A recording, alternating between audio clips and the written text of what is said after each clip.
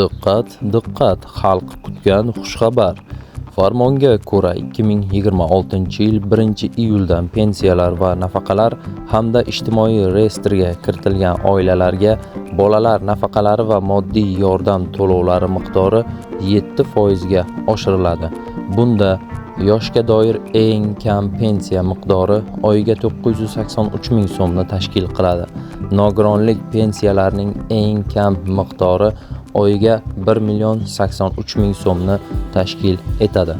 Ijtimoiy reyestrga kiritilgan oilalarga bolalar nafaqasining har oylik miqdori 3 yoshgacha bo'lgan bitta kichik farzandi uchun 386 ming so'm, 3 yoshdan 18 yoshgacha bo'lgan bitta farzandi uchun 295 ming so'm, oilaning ikkinchi farzandi uchun qo'shimcha 177 ming so'm, oilaning 3 va undan keyingi har bir farzandi uchun qo'shimcha 118 ming so'm hisoblanadi.